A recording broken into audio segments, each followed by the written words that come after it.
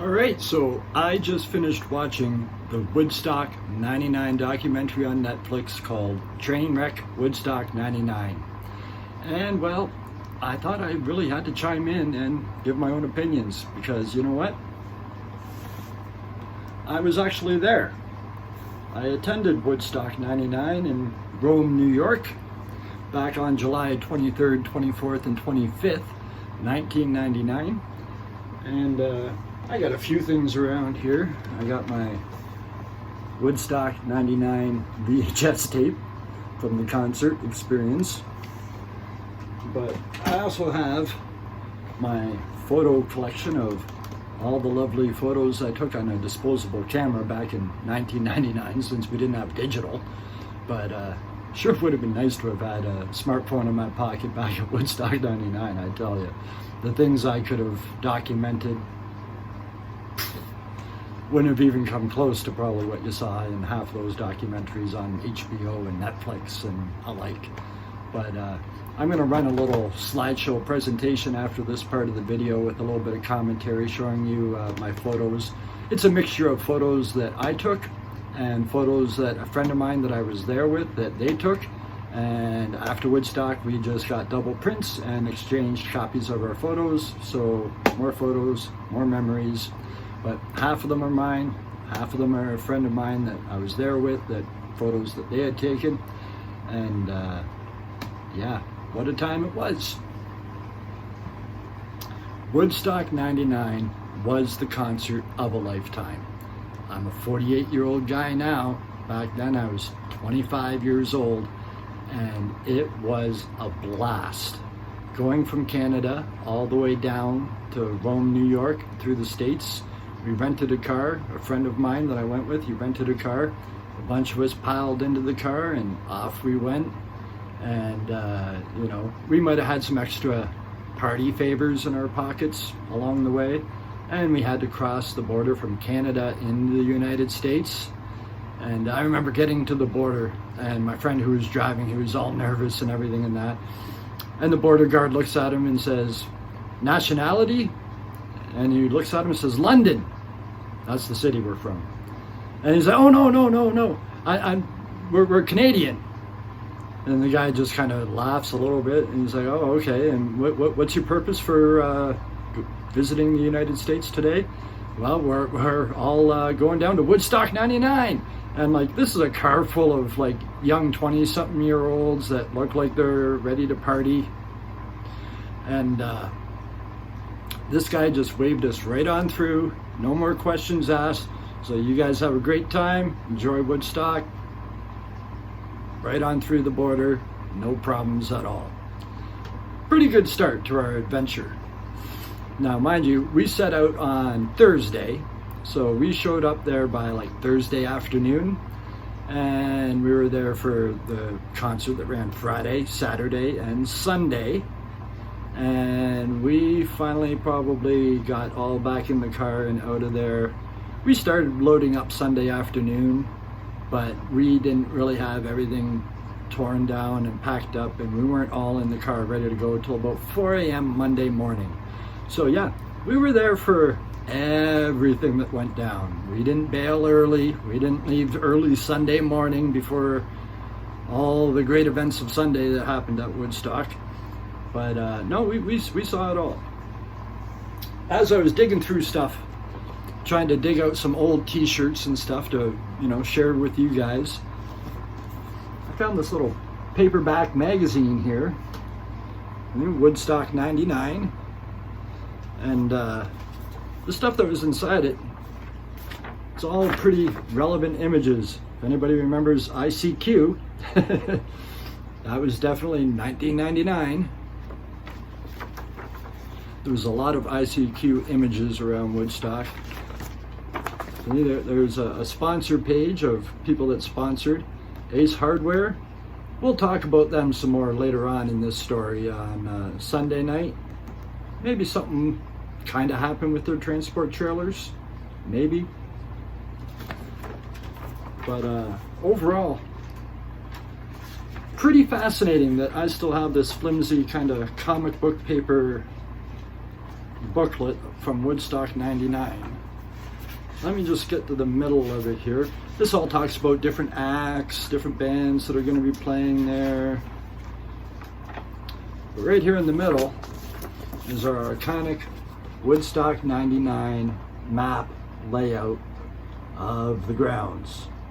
And I tell you, a military Air Force base is not the place to hold a rock festival concert that's going to last 3 days and it's going to have people there for 5 days.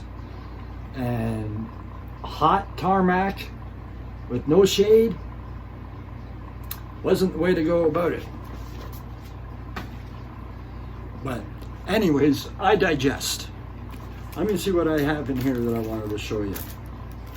These are some photos from another festival that I went to, but in the back I keep all my ticket stubs from all the concerts that I've been to over the years. All the memories. And here we are right here. My Woodstock 99 page. I don't know how well you can see that. Oh, my ICQ thing fell down in behind there. Sorry about the glare. But yeah, there's my original Woodstock 99 concert ticket. There will be some clearer pictures that'll be in my slideshow that'll stick in there as well. But look at that. That's my Woodstock 99 wristband right there. This puppy was on me for those 5 days. In all your documentary videos, you're gonna spot this light green wristband that everybody was wearing. I still have mine. Mine even has a serial number on the end of it, which I'm surprised. The serial number is like 275,000 some odd hundred is the number that's listed on my band. So figure there had to have been at least 275,000 people that bought tickets for this thing if that's the wristband number I ended up with. Here's another one of my souvenir t-shirts, if I can actually get it the right way around. Woodstock 30 years of peace and music. And the back of the shirt had various bands from the lineup. I haven't shown you the back of the shirt that I'm wearing. I don't know how well you can see it, but it also listed all the bands. But yeah, Woodstock 99, incredible experience. Was it hot? It was damn hot. It was so freaking hot. Like, I swear to God, people might have just like burst into flames or something because it was that hot out there. It was incredibly hot. No shade anywhere to be found. Honest to God, with all the acts and all the stages, with the main stage, the other secondary stage, the emerging artist stage that was in the hangar, I maybe saw 10, maybe 12 bands the entire weekend that I was there. Why, you may ask? Because of the heat. It was so hot. There was no shade anywhere. It was over like 100 degrees Fahrenheit every day, over, mid 30s if you're talking Celsius. Scorching hot, sun beating down out of a cloudless sky onto hot tarmac on runways. You got to picture, these two main stages were on opposite ends of a military runway that were 2.5 miles apart. 2.5 miles apart. It would literally, to walk from the one stage to the other stage, 45 minutes to an hour probably, at least, to walk from one stage to the other stage. Now, where we were camping, if this was the main stage down at this end, we were camping right up in the camping area near the secondary stage. So that was a long trek every day from your tent all the way over the 2 miles, all the way down to where the main stage was. And then if you're tired, you need some of that shade, you need to rest and relax, 2.5 miles all the way back the other way, down the tarmac, under the blazing sun, back to your scorching hot tent, just to get a little bit of shade. Now, me and my friends, we set up our tents kind of in a circle pattern, so they're all kind of facing each other. And we were lucky that we had, well, the tent that I took had like the awning canopy over the doorway. I had an old style canvas tent with metal poles. I'll get into that in a second too. Metal poles, that was a bit of an issue. But anyways, one of them had a tarp with them. So we were able to string a tarp over the roofs of these different tents and create an outdoor tarped shaded area amongst our tents. Thank the Lord for that, because I don't know what, we just all would have got heat stroke and freaking died or something, and we're all from Canada. None of us took medical insurance down to the States or anything in that. So the last thing we want is to have medical problems or anything like that. Like, these are going to be bills and huge expenses, and I didn't want any of that. So yeah, I saw 10 to 12 acts the entire time I was there because I had to take care of me. It was crazy hot. $4 bottles of water. I was lucky enough to find drinkable water in one particular location. If you've watched the Netflix documentary, you'll see all these like hand washing fountains and like showering stations or whatever that are set up around all these porta potties and that. From what I remember, they were clearly marked, at least originally on the Friday, they were clearly marked non-potable water, which means like you don't drink this water. This is purely for washing your hands and that's it. You don't drink that water. There were, I didn't hear any mention of this in any of the documentaries, but there were giant yellow, and I mean like giant industrial sized yellow plastic, big round bins of potable water, which, maybe they shouldn't use the word potable. I don't know if everybody understands what that means, but it means drinkable water. This is water that we tested, that we know that you can drink. And I found a great big jug and cleaned it all out to the best of my abilities, and I filled it up with that free, hot, jacuzzi-like water because, you got to imagine this giant plastic bin. It's sitting on asphalt, on a runway, under the blazing sun all weekend. The water inside this tank was jacuzzi temperature, at least. But it was drinkable. And I had managed to sneak in with me, planning a little bit ahead and not getting caught by, we'll talk about security here in a second. But I had Kool-Aid crystals with me. Thank the Lord for Kool-Aid crystals. Never been so happy in all my life to have Kool-Aid crystals. Because, I was able to mix that with this free water that I got. And, of course, every now and again, I bought a nice cold bottle of $4 pop or whatever. Might as well get yourself a nice drink instead of just water, if I've got the free other water to drink.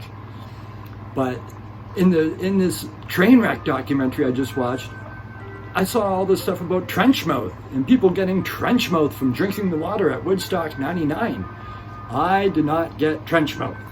I found the free potable water, the drinkable water, and that's what I drank. And I don't know, it wasn't contaminated. I didn't have any problems. I didn't get any cold sores or lesions or anything like that in my mouth.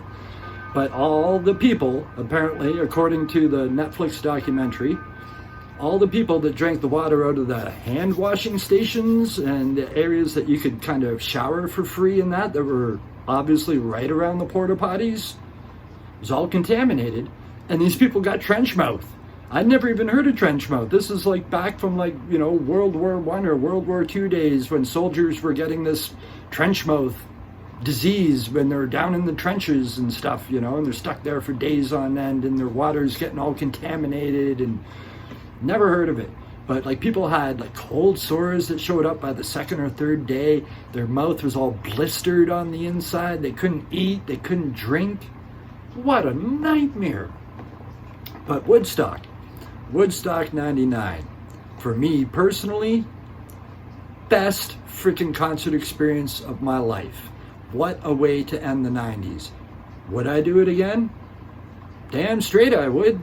And I'd make sure I was equally prepared as I was the last time. I wasn't totally prepared, but let's get back to security here for a second. On our way in, I had mentioned I had a canvas tent that had metal poles, like the much older style of tent, right, before the nylon tents.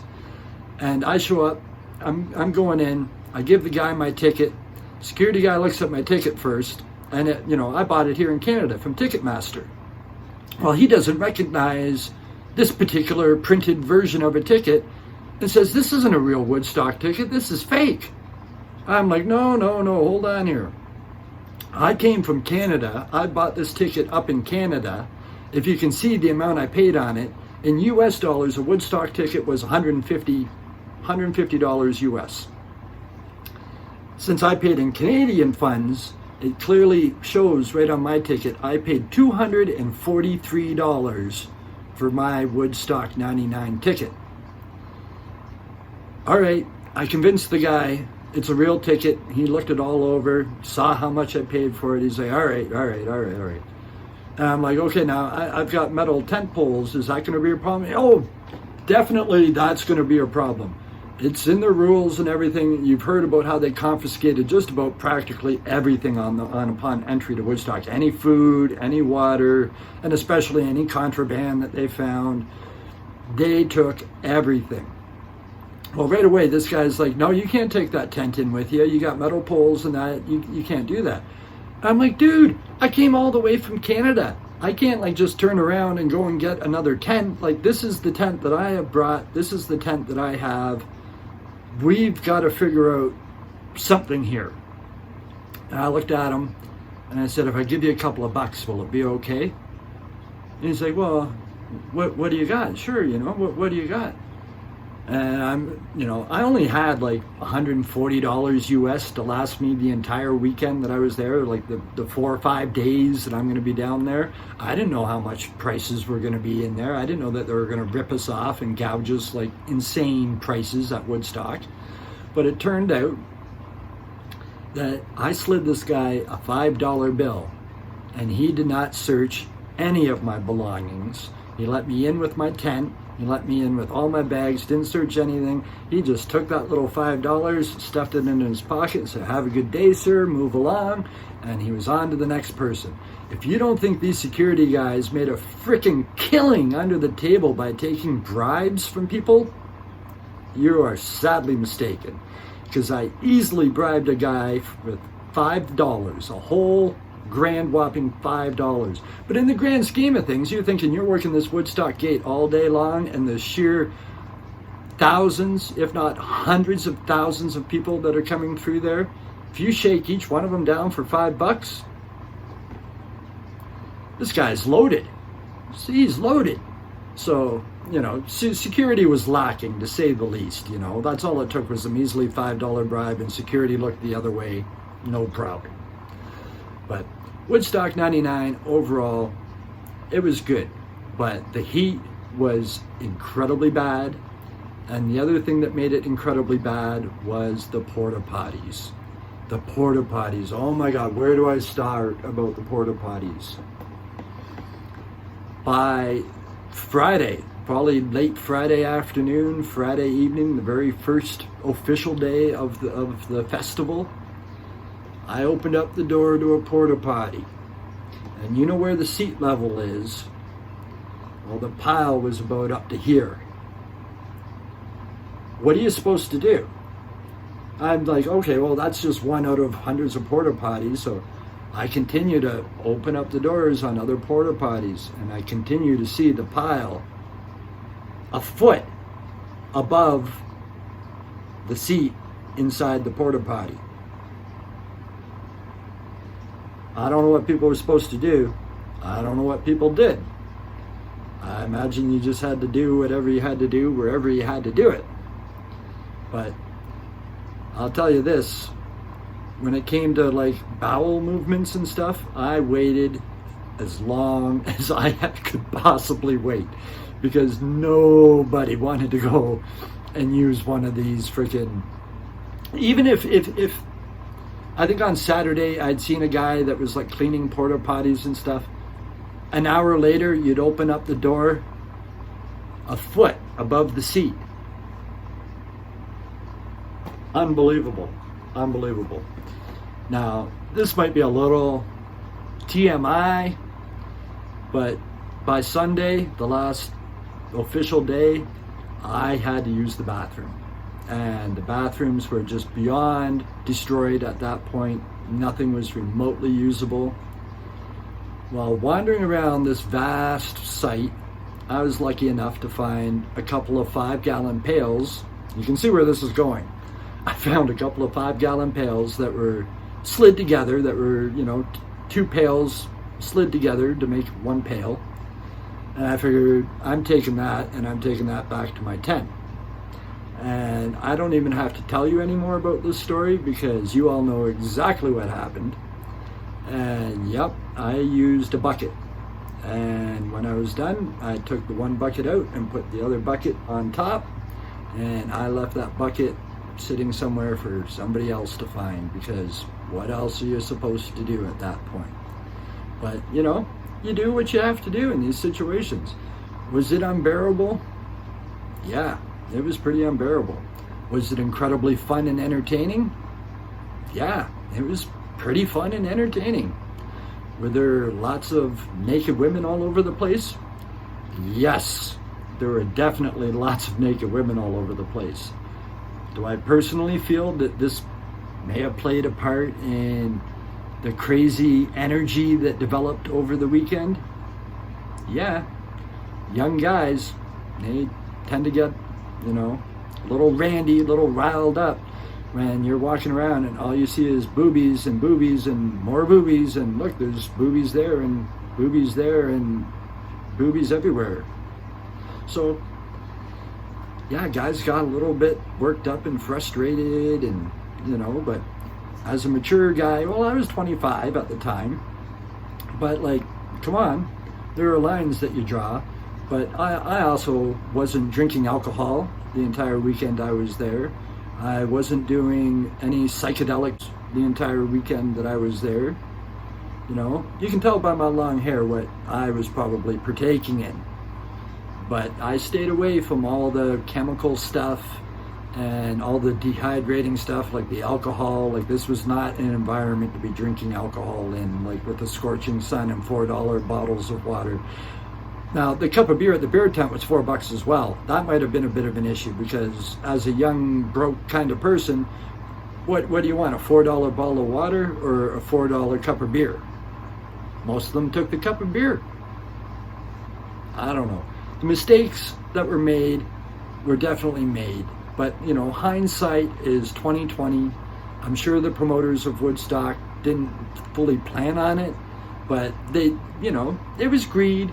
They cut the corners. They cut the corners on sanitation. They cut the corners on security, and this is what happens. This is what happens. My generation, Generation X, it was a heck of a way to end the 90s. Now, security, they needed more security. The security that they had pretty much protected the stage areas, definitely the backstage areas, their equipment. That's what security was focused on at Woodstock. When just generally wandering around the festival site, you didn't see security. Hardly any. On the first day, maybe you saw some Peace Patrol guys walking through the campgrounds and that. But they quickly disappeared into the, I don't know where they went, but they disappeared. They took off their shirts and just joined the party, I think, for the most part. But yeah, the promoters needed way better security.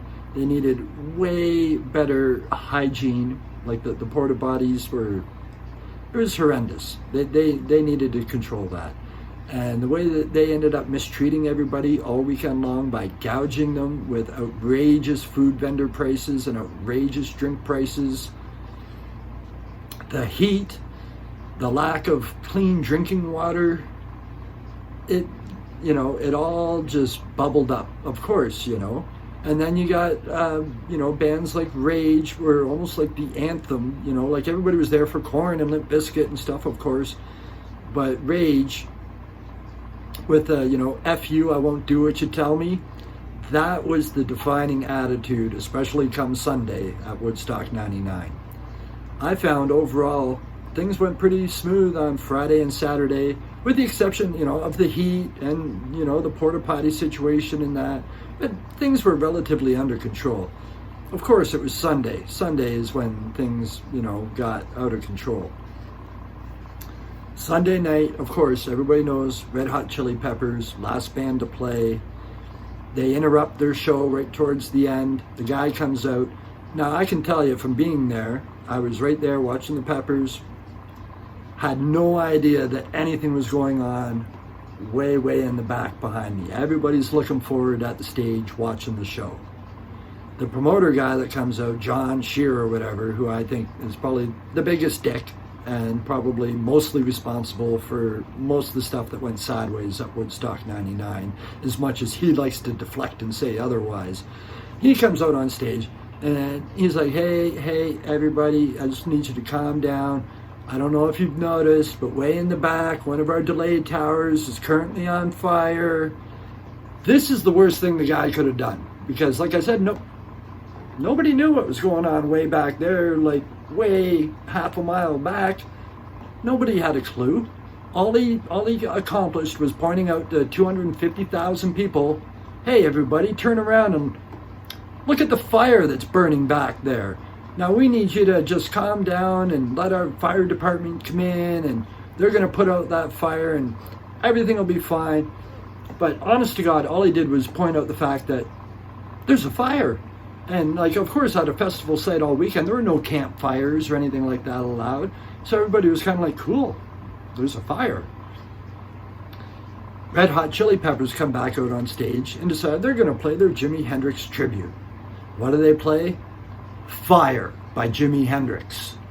Honest to God, by the end of that song, I don't know how long it was, like 3 minutes or whatever it was, it went from one fire way in the back on this delay tower of speakers to like 50 fires all throughout the concert site area at the main stage. Within 3 minutes, thanks Red Hot Chili Peppers, smart call, play the song Fire when there's a fire. Fires were everywhere. So at this point, once everything's wrapped up, Chili Peppers are done, you can see fires all over the place. I'm like, I don't know what's going on here, but I am going back to my tent and making sure my stuff is safe because I don't know what's going on. And so I'm slowly making my way back, from the main stage to the tent area, and I'm seeing all the chaos going on, the fires, the bonfires, people dancing around the fires and stuff and jumping over the flames and doing all their crazy little antics and that. And as I passed through the vendor village, I could see that, they were all wrapped, like they'd closed their tarps on the front of their tents and that, like more or less closed their store. But you can see people going underneath and, they're starting to loot stuff and steal stuff out from these vendor tents and that. I figured, I'm not having any part of this. I'm a Canadian. I'm here from Canada. I don't want to go to jail in the United States. I don't want to go to the hospital in the United States. So I went right back to my tent into the camping area. And I figured I'm going to hang out here, pack up my stuff, rest up a little bit. And, just make sure that my camping area is safe from all this craziness that's starting to occur. Well, it turns out right near where I was camping, the Ace Hardware tractor trailers full of merchandise weren't far away. I'm not even quite sure where they were. I never really saw them myself. But as I'm hanging out at my camp area, I'm seeing all these people running around back and forth through the camping area. And I see that they're carrying like brand new tents and big bags of glow sticks and all these camping accessories. I'm like, where's all this coming from? And one of the guys that's like camped right near me and that, he's like, oh yeah, these Ace Hardware trucks are over there, and they just took a great big long pole that somebody had found, a big long metal like fence pole kind of thing, and stuck it in the lock on the back of the trailer, and with a bunch of them pulling and bouncing on the pole, they just busted the locks off on the trailers and opened up the trailers, and free for all. Everything's suddenly free. And I knew all this was going on. And I even thought to myself for a second, do I want to take this heavy canvas tent with the heavy metal poles? Do I want to pack all of this up and take it all the way back with me? Or do I just want to grab one of these free brand new nylon tents in a box, never been used, and maybe I'll just take that home? But it's like, no, I'm not going to do that. It's not my property. It's not my tent. So I just sat back and watched people run to these trailers, grab a bunch of stuff, they'd run back to their tents, drop a bunch of stuff off, run back to their trailers. I wasn't having any of it. But mind you, I was watching a pile of looted merchandise grow around my camping area where I was at. And so as they would run away again, I'd go over and let's see what's in the pile. And there were bags of glow sticks that were there. And that was the one thing that kind of caught my attention. I figured, you know what, I'm going to grab some of these glow sticks. But like, mind you, I didn't take them from the trailer. I looted the looters. You know, I don't know if that's any better. Probably not. You know, kids out there, if you're watching this, don't steal. If it doesn't belong to you, don't take it. But yes, I took some glow sticks. By a matter of fact, I actually have one glow stick from Woodstock 99 left upstairs in my room. Will it work or not? I don't know. Maybe if you stick around to the end of this video, maybe I'll go upstairs and get this last glow stick I have and give it a crack, see if it actually works, see if it glows. I don't know, should I do that? Should I not do that? I don't know. After, what is this, 2022? So it's been 23 years. 23-year-old glow stick. Might still work. Probably not. But it might. Who knows? But anyways, if you've watched this far into the video, I hope you'll stick around and watch my photos, because I got some amazing photos from Woodstock 99 that are one of a kind. Of course, they look like many of the other photos that you've seen, but they're not. These are my photos and my friends' photos. So these are our personal collection of Woodstock 99 photos. But yeah, here they are. Check out my Woodstock 99 photo collection.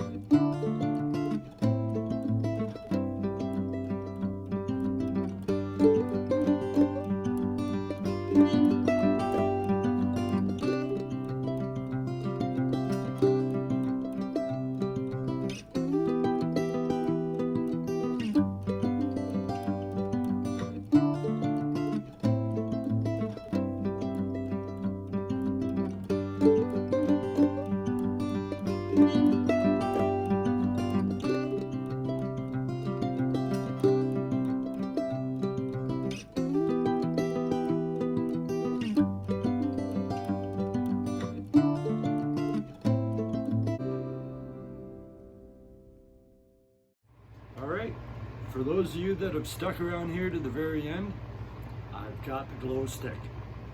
I went upstairs and dug this out, and I don't know if you can see on camera, but the little tube that's in there is still unbroken. This has been kept in the dark in a drawer for 23 years. Is it gonna light up if I bend it and crack it? This is a real genuine Woodstock 99 glow stick. Just imagine if I put this up on eBay, what somebody might pay for it? $5, maybe 10, maybe a whole lot more.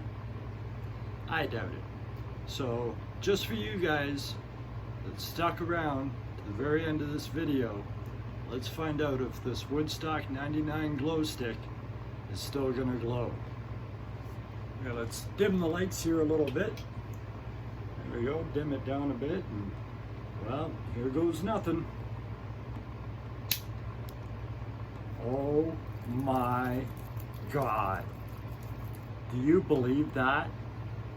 I honestly cannot believe that. I am in shock and disbelief right now. I cannot believe. I have a cat here that cannot believe it either. Here he is. And can you believe that? 23 years later from Woodstock 99. As of the recording of this, this is September the 2nd, 2022. Looted glow stick from Woodstock 99. And the cat really wants to play with it. Unfrickin' believable. I can't believe that I cracked that and that actually lit up. I am stunned. Thanks for watching my video. The cat appreciates you watching the video as well.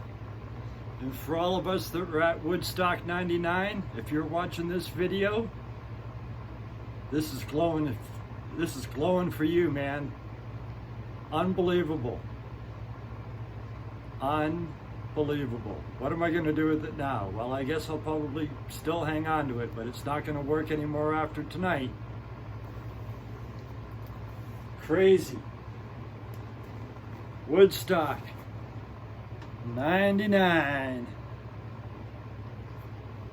Unbelievable that this works. Thanks for watching, guys.